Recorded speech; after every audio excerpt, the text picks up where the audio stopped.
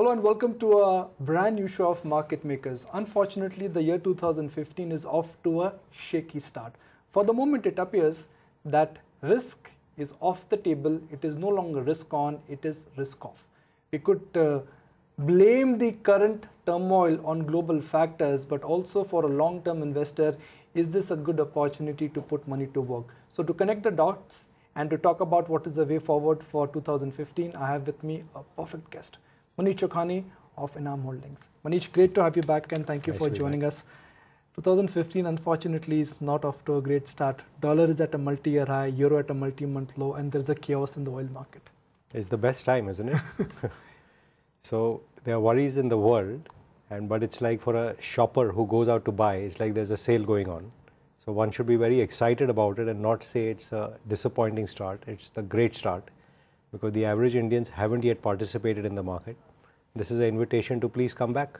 And a 900 point, 800 point fall actually acts as a big advertisement. It's like a Flipkart or a Shopper Stop annual day sale. Please come. But in percentage terms, after a 30% appreciation last year, that's hardly a correction. So maybe merchandise can get cheaper. It's the day one of sale. So now you're being greedy, right? You just said unfortunate and now you're saying it's not big enough. But seriously speaking, that what one saw in 2009 or 2008 really, the global crisis, the world has changed after that. And we've spoken in the past that the force of gravity is gone. And there's just money being printed all the time to rescue the world markets. Now, if in a moment when the world looked like it could really unravel its financial architecture, if we came through that, then surely a thing like a Greece going out of the euro or oil going down, although it causes a more than $1 trillion loss across the system, is not so earth-shattering that people should run away from all risk and not bet on where the growth will inevitably take place. So in that construct, it's actually a period to feel extraordinarily bullish about our country. But there is a chaos in the oil market. Oil is biggest commodity. And I'm sure that will have a contagion effect, not only on us, but across all financial markets. So it's a zero-sum game at the end of the day, right? Because the $1 trillion, $1.5 trillion loss to the oil producers is actually a gift to governments like ours and consumers in countries like India, because it effectively increases our purchasing power. This quarter, for example, India could be on a current account surplus.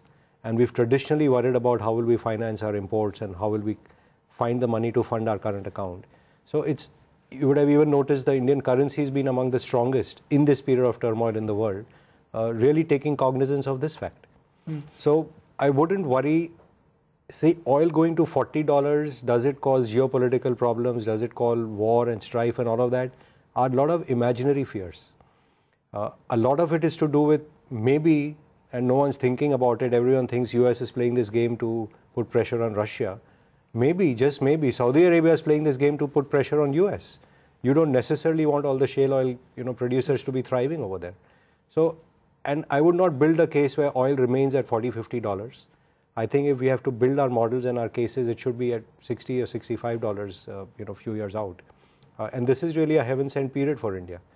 If you sit back and think of a perfect script that God has written for India, as Mr. Modi comes in, then you get oil prices falling, then you get all the commodity prices falling, then you get all the global elements conspiring to say, how do we get back into India? It's the perfect script that we couldn't have written if we had imagined it last year. For Achhe Din, we also need Achhe Sitare. Right now, it's Achhe Sitare also for us. Okay, in 2014, Indian markets, they got completely re-rated, both in terms of opinion and in terms of outlook. What happens in 2015? More of same? So, well, the classic market cycle is that, the market starts predicting the future. And the future certainly in 2014 looked bright when you looked out at 2015. And one would expect, therefore, that earnings should start coming through this year. And you'll see that playing out. For example, consumer stocks looked expensive last year. With a commodity price fall, you would find margin expansion there, and maybe the earnings will surprise over there. In the middle of the year, we had a wobble, especially on IT, and this quarter results may also bear that out, that they might face margin pressure because the rupee was relatively strong. Now you've started seeing that the rupee is again playing ball, and the other currencies have started melting. Maybe conditions for them also start improving. If this government, as they have started doing with action on the ground in terms of ordinances and so on, starts kickstarting the cycle, you would start seeing the other side of the market, which was infrastructure and engineering and all of those, also starting to see some margin pickup. So the second half of this year is when you would expect to see acceleration in earnings, and this normally would have been a period of consolidation for India, running into a budget which should be a very attention-seeking budget for the whole world, to see what they can really come up with in their bag of goodies. You always focus on the word rate of change, and right. according to you, the rate of change for Indian markets, right. Indian economy would be constructive. Sure. But my follow-up question is, what is giving you the confidence that the rate of change is going to be constructive? Right. Credit rate has not picked up. Sure. Rates are still high. Right. Commodity prices on our side, but right. the investment cycle and sentiment is still broken down. So, what causes rate of change, and it's this very mystical animal spirits kind of metaphor. You don't do a rate of change because interest rate goes down 50 basis points. You do a rate of change, you make a big investment decision when you find a profit opportunity. If you recall, the last BJP government cycle was kick-started with privatization. Yes. Reliance came and bid for IPCL, Vedanta came and took over Hindustan Zinc, Suzuki came and took over Maruti, Tata's went and took VSNL. There was an easy and obvious profit opportunity available. And even in that nadir, when we were coming off the Pokhran sanctions and so on, and the world had gone through 2001 attacks, it was a very gloomy period. But you lifted the animal spirits of the economy by doing something out of box at that time, like that. I think this is something which is required urgently to revive animal spirits. The second leg of it is, which is a bit fortuitous, is that the fall of commodity prices is effectively a income effect to the Indian consumer. Now, we had a bull market in the 2003 to 2007 period. Because real incomes went up. The rupee was strong, inflation was low, and wages were going up. And that increased purchasing power, and you got fantastic growth in housing and auto in that period. What's followed since then is what you got: high inflation and a collapsing rupee. So your real incomes actually deflated. And you saw auto sales, for example, last 5 years just went nowhere. Housing sales pretty much went nowhere. With this fall of commodity prices and the steps now that the government is hopefully taking, I would suspect the next 5 years you start seeing real incomes going up again. And if we can move our per capita income levels up as kind of the target, I think you'll start seeing explosion in product markets over here. I'll give you some context. So China, for example, is the same population, and in most things we tend to follow them 10 years later. Yes. But at current point, India sells something like 2.6 million cars, and it's really low price cars. China is in excess of 20 million. It's an 8-fold multiplication possible in cars in India, and with higher value cars being sold. The market itself could be 10x over the next 10 years. That's at 25% compounding. Those are staggering numbers when you add them up, and that explains a lot of the bullishness in a lot of the cyclical and discretionary names in India. You're always a big picture investor. You believed in taking outsized bets. Right. So if you have to prepare your portfolio for next 5 to 7 years, assuming that we are on the cusp of a strong bull market, consumer spending, value migration will only happen on the upside. Sure. How should one participate? How should one construct their portfolios? So, well, I'm now really a private investor, so I tend to be really now across only 4 sectors, which is consumers, which includes the FMCG type as well as the consumer discretionary like autos and so on. That's sector 1. Sector 2 is healthcare, which is pharmaceuticals. Sector 3 is technology, with all from the service providers to product analytics, all of that would come in there. And 4 would be financials, which would be the banks and NBFCs, housing finance companies and the like. These 4 by their nature are wealth creating businesses. And from time to time you get good offers and good prices, and days like yesterday were days like that, where you can get bargains staring at you in your face. Again, to put some big picture numbers over here, let's say the country is a $2 trillion economy, or I'm just rounding off for convenience, and we save, say, $500 billion.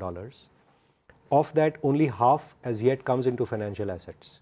The other half goes into buying physically real estate and gold and stuff like that.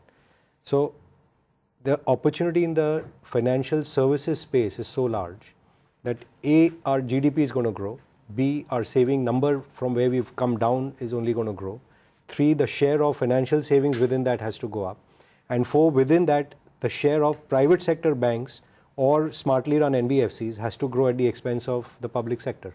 So you have 4 big drivers going in your favor, and it's a young population which is underinvested. They don't have enough assets.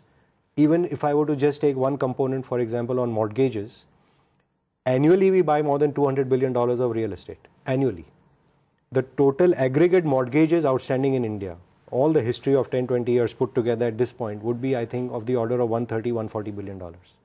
So the headroom even for mortgage business to grow 10 years, and that's been the case for 20 years. If you look at HDFC, in every cycle it performs, and it doesn't care about what the market's doing. Is it bullish? Is it bearish?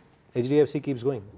So you can take, private banks, you can take housing finance companies, you can take non-banking financial companies, healthcare, consumer, technology. The whole world is now changing every day. And like you said, when there's a gold rush, the people who provide the picks and shovels are the ones who win. And with the troubles IBM is having in the world, that just leaves Accenture, TCS, and then all the Indian players. And we are barely 2-3% of the global market for that services as well. And what used to be, say, a Y2K boom became a SMAC boom currently. It may well be a boom of analytics in the future, but the players don't change because they are providing the picks and shovels.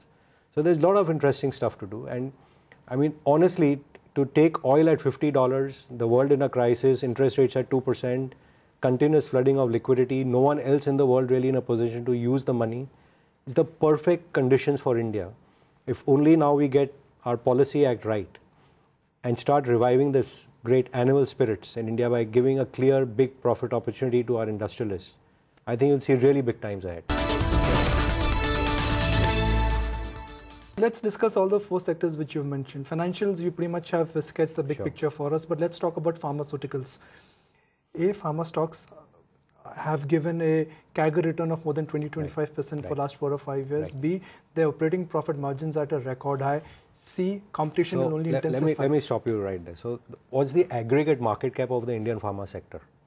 Sun Pharma is 25-26 billion thereabouts. The rest of it put together will not be 2x of that. So we're at roughly 60 billion market cap for the whole sector.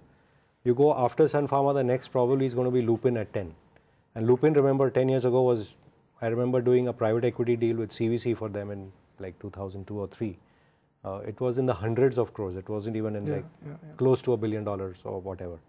So the opportunity size is so large. Again, it's a bit like the IT business, that the opportunity canvas is so large. This is an area where we have the skill sets. And when one looks at the aggregate size of this industry, it's still so peanuts. If you put in context, for a $26 billion Sun Pharma, there's also a $3 billion Glenmark. There's also someone like a Ipca at less than 1.2, 1.3 billion given the current troubles they're going through. But is that a high-grade company, and will they come out and will they be significantly more valuable? I would think so. So the opportunity is very large. I wouldn't worry about the fact that they've performed so well, and therefore they won't going forward. And the similar logic would apply for large cap IT as well. The opportunity is very large. What about margins? Our large cap IT in the global context is small cap IT. So it's large cap for us. But our largest IT company is $75 billion market cap is TCS. IBM, which is in the West considered the most troubled IT company, is at $170 billion market cap. But IBM also has products. Well, they've been getting rid of all of those things, right? Okay. And Mr. Buffett, who doesn't understand technology, has bought that stock. That's the second biggest holding right now. Okay, consumers. We can't debate. The highway for consumer is extremely clear. Sure.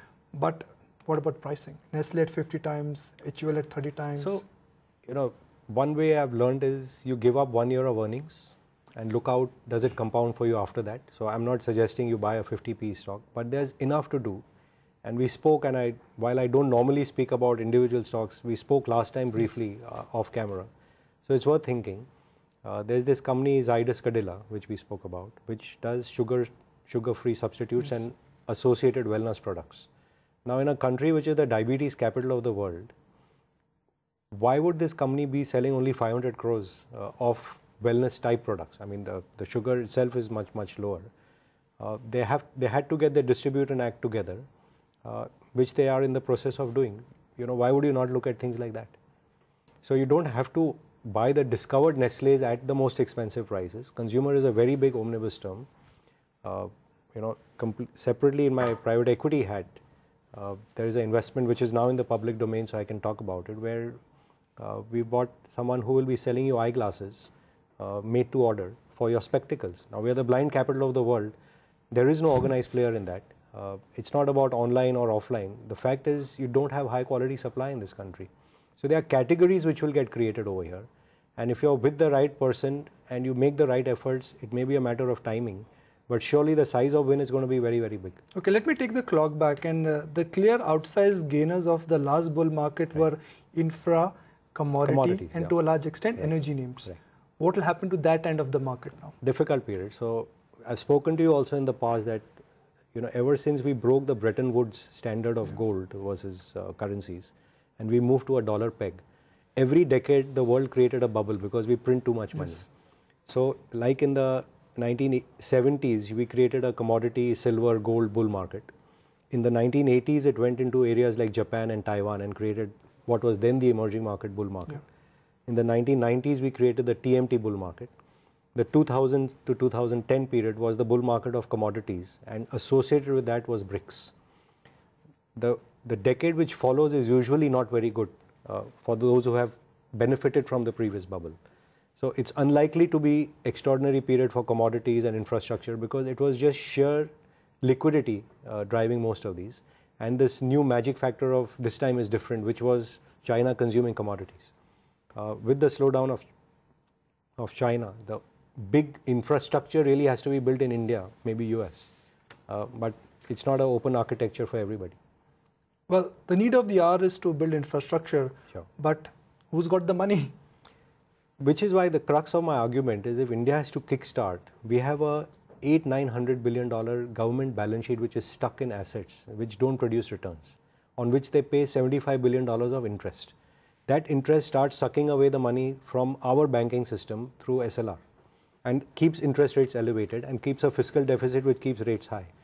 There is no reason this government should be sitting on Steel Authority of India, National Aluminium Corporation of India, God knows how many more entities. They even sit on ITC. Surely there has to be a portfolio reshufflement. You may not choose to call it privatization, but if you reshuffle your portfolio, you do away with the old, sell some of your old assets at a multiple of book instead of selling in dribs and drabs and getting a discount to book value. Each time we sell ONGC and coal, we see the way they are sold. Instead of that, if you say I'm willing to sell Steel Authority of India to Ellen Mittal or Jindal or POSCO or I don't know who, you will get a multiple of the investment amount as opposed to selling at 0.69 book, which you are doing today. Take that money and put it into new infrastructure, which will again create wealth for you. And you can then, have new airports, new roads, new ports, a whole new IT architecture and infrastructure in India, which will then kickstart the whole cycle. The way we are doing it is really a legacy of the past, and it's reflecting 1970s thinking. I think time has come to make a decisive break. It's time to think differently. Absolutely. According to you, big money is always made when operating leverage and financial leverage is on your side. That's what you've always advocated on various public forums. So where is that opportunity where operating leverage and this year clearly it's in financials and cyclicals. So the autos and all the associated companies in that chain are going to see that, especially as you get capacity utilization up. And rates in India have to only go one way down. So you will get the operating and financial leverage, particularly in these two sectors. And I still think while banks and all have done well last year, the story has really only begun. And even on the long end of the market, there's already been a fantastic rally on bonds, but there is still room to play out because our rates are just too elevated. But is rate the only reason why investment cycle will go up? I said that I said the first thing is not 50 basis point rate cut. It's a clear and obvious profit opportunity. That's why I alluded to in the past, what kick-started it was Arun Shourie. Yes. What we are missing now is a big picture. Like, people will not come to do make in India because I'm being asked to do it. I will make here because I see a profit opportunity. I will not make here because you made it easy for me to make here, because there's transparency or speed. I will make it here because I see a profit. People have put up capacities in the past when rates were 21% because they saw an obvious shortage. But in general, if I look at the price movement, we've seen a massive P expansion. Earnings expansion has not happened. Now, earnings will pick up. It could be 1 quarter, it could be 2 quarters, it could be 3 quarters. We can debate that. But do you think ultimate return will be a function of earnings, not P expansion? Eventually. So, I mean, the golden saying always is, in the short run, the market's a voting machine. In the long run, it's a weighing scale. So it's the weight of profits eventually which drives markets. What happens is, in an up cycle, you are anticipating the profits to come and you're almost predicating it. And in the down cycle, you are also predicting that the profits will fall, and therefore the markets peak out ahead of the profit cycle actually falling.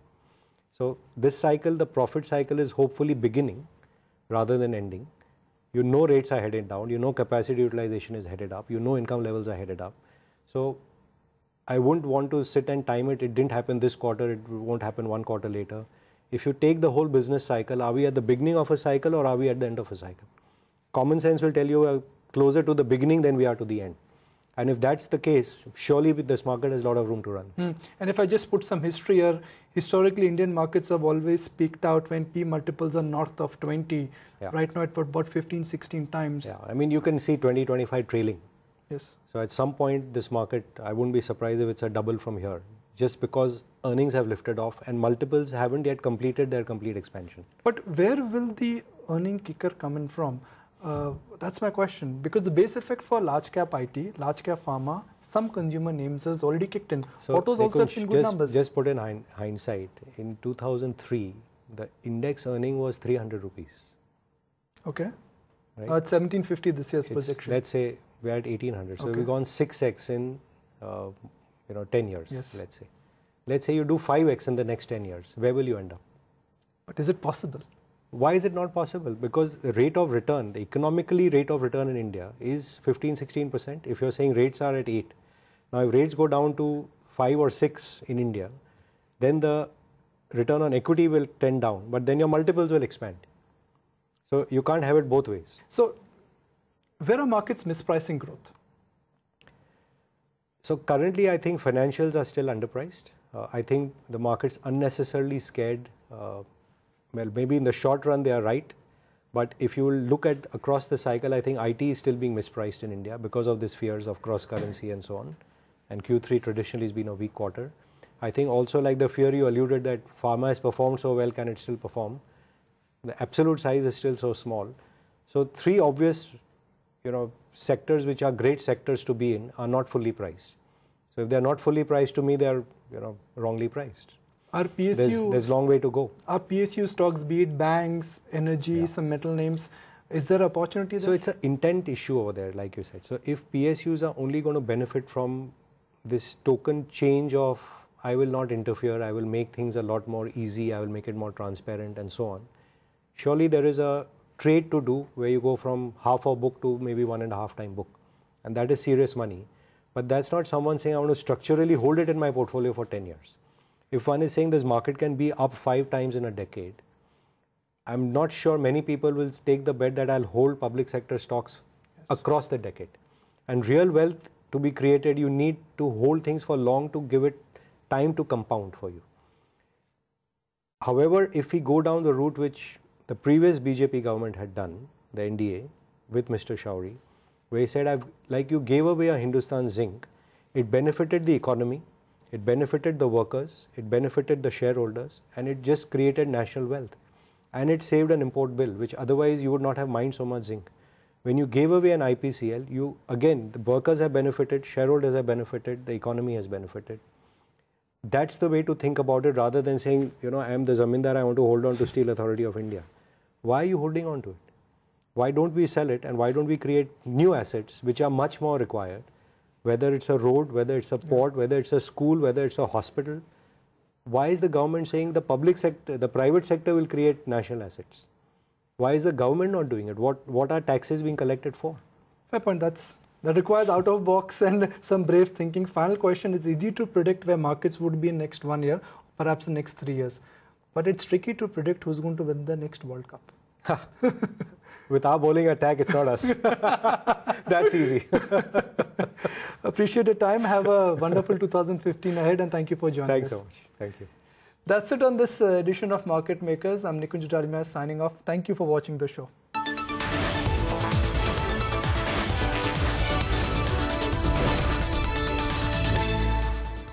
Find us on Facebook at facebook.com/etnow and don't forget to click the like button. You can also follow us on Twitter at etnowlive. To stay updated with all our programming, hit the subscribe button on our YouTube channel by logging on to youtube.com/user/etnow.